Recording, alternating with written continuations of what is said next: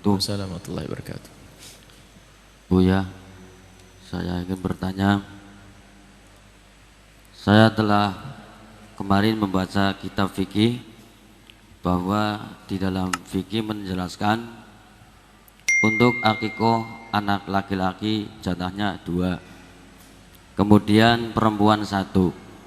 Yang saya ingin tanyakan, untuk laki-laki jatahnya 2, apakah dengan 2 itu kita bisa dicicil? Artinya misalnya ini tahun ini 1, tahun depannya 1 lagi.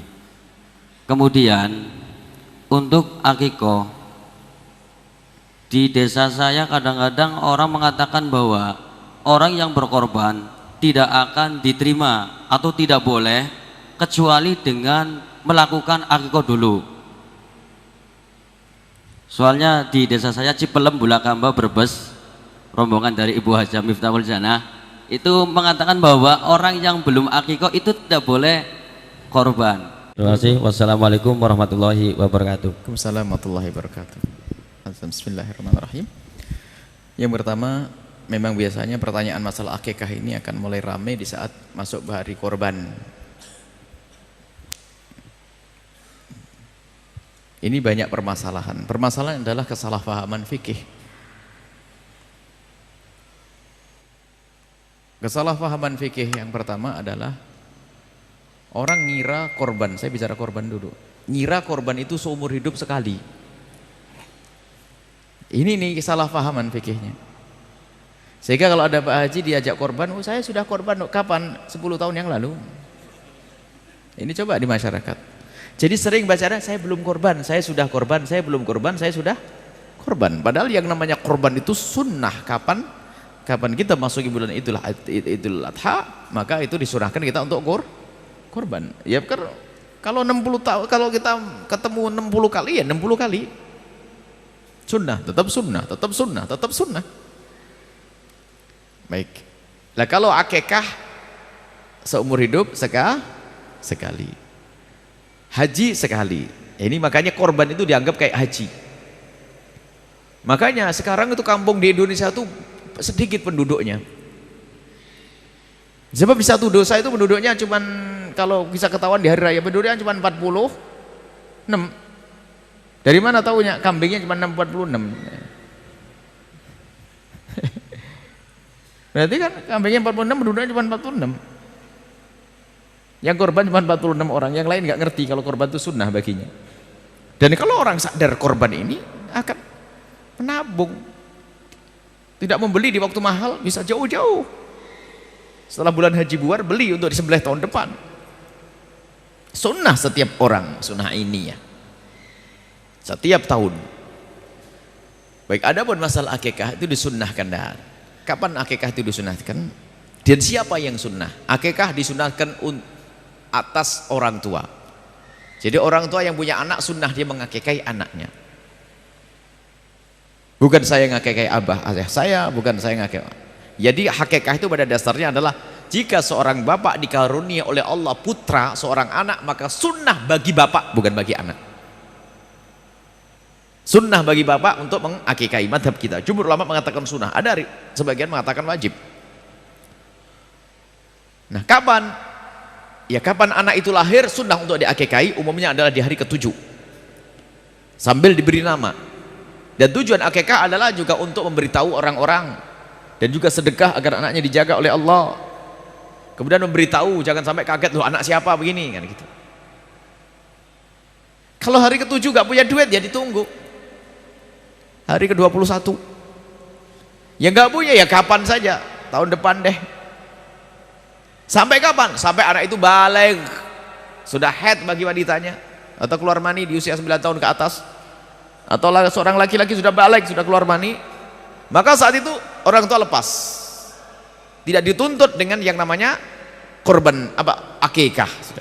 Sudah berarti sudah kedaluarsa. Seperti sholat duha sunnah bagi ibu.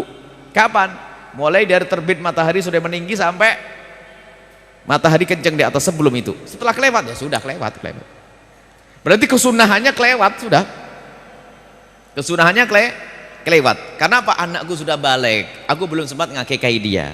Sampai di situ batasnya. Selagi dia belum balik, maka orang tua sunnah untuk mengakikahi. Kemudian pertanyaannya tadi, laki-laki 2 dicicil, ya boleh sajalah.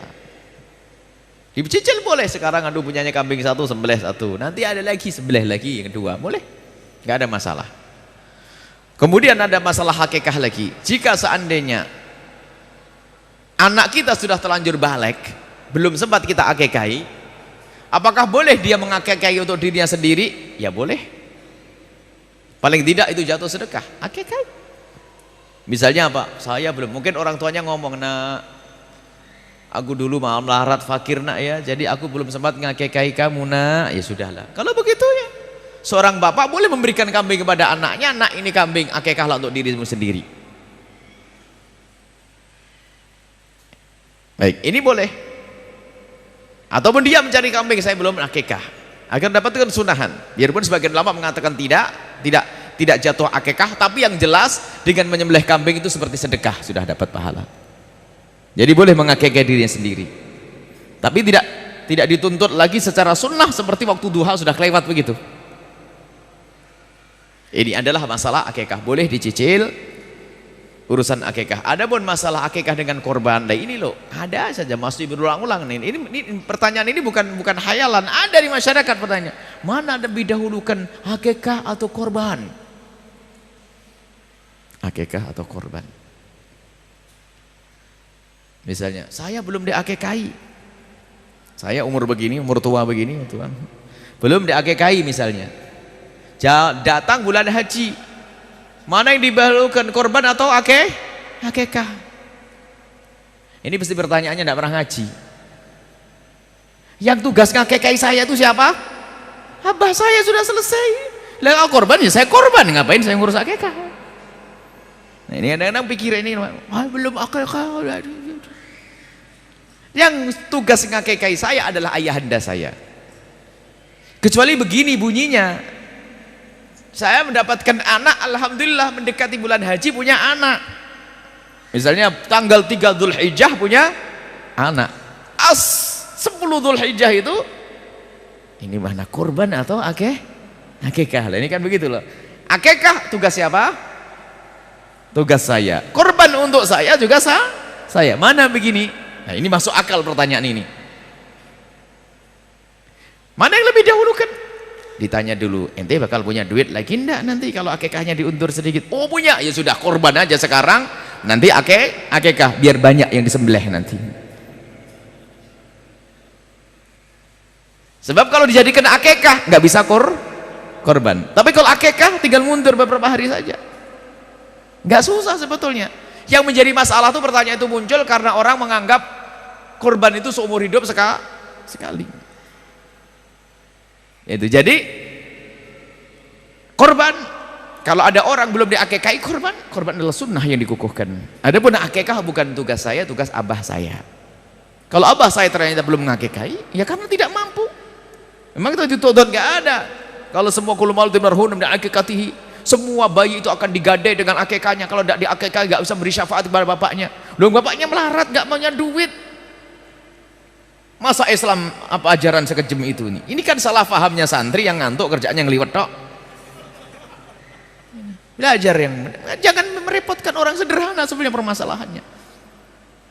Tapi ini pertanyaan saya sering setiap masuk kalau begini pasti setelah hari Idul Adha itu coba ini tahun depan itu ada lagi pertanyaan karena beliau pasti ditanya lagi kalau ustadz di kampung itu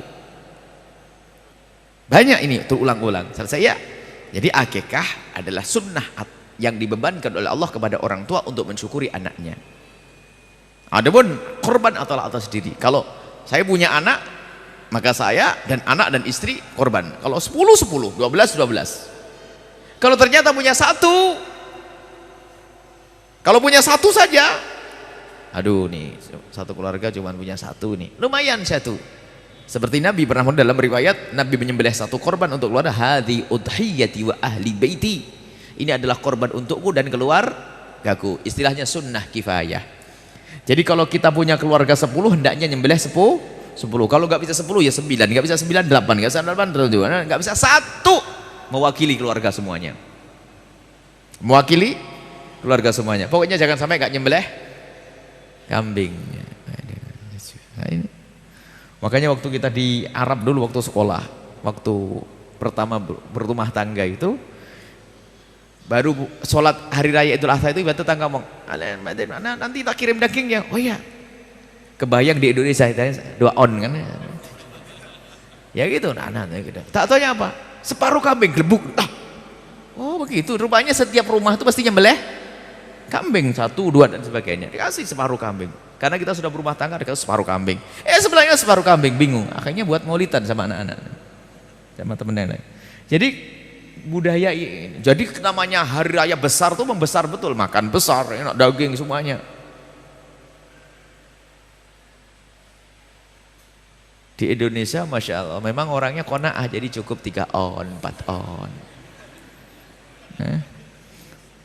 Sudah begitu ada yang aneh-aneh lagi, dikalengin kasih tahun depan. Sudah sedikit kasih tahun depan, aneh lagi nih. Ikan lohan, ikan patin, karena zaman korban dikornetin. Kelamaan nih kayak di negeri yang kebanyakan korban saja ya. Kita ngingetkan, enggak usah pakai kornet-kornetan itu. Mau di kemana, mau di apa, mau dibawa kemana, ke Irian. Kirimkan duitnya sama biaya untuk ngalengin sudah jadi. Biaya pengalengannya, korbannya tetap di sini. Sebab di sini juga masih kurang. Paling banter 7 on ya, 7 on, 6 on, anaknya 10 dapat 1. Akhirnya jangan dikunyah anak biar awet. Walhasil sudahlah, ini fatwa aneh-aneh. Sudahlah, korban segera disampaikan, terlambat dari hari tasyrik haram bagi yang membaginya, zalim kepada. Makanya korban itu hendak dituntas pembagiannya kapan? Hari tasyrik yang ketiga.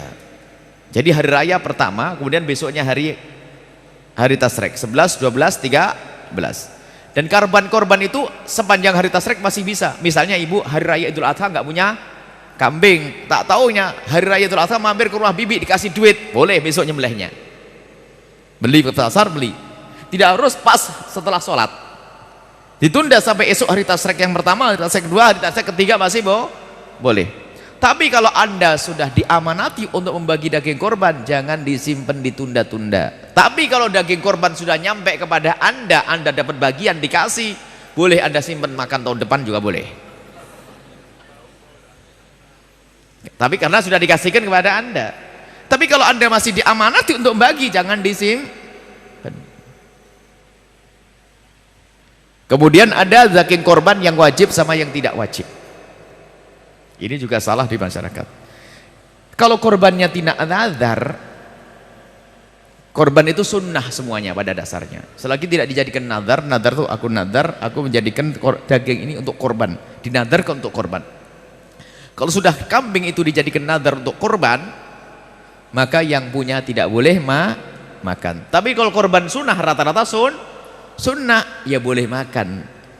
Ini ada lagi, nggak boleh makan, nyium baunya dong.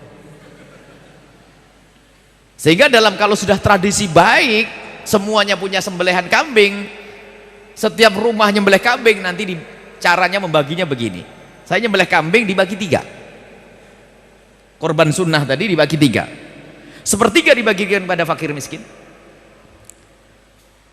1/3 untuk keluarga, jangan sampai keluarganya ngiler. 1/3 lagi dimasak untuk menyambut tamu, karena mungkin tamu datang. Asal dibagi 3. Jadi boleh makan, jangan dikasih bulunya. Ada nggak boleh kata. Masya Allah. Kalau nazar iya nggak boleh. Ini adalah bab korban banyak nih. Hukum-hukum korban tuh banyak. Ini kalau kita bicara korban. Tapi tidak apa-apa, cukup sampai di sini dulu. Masih agak jauh, insya Allah kita akan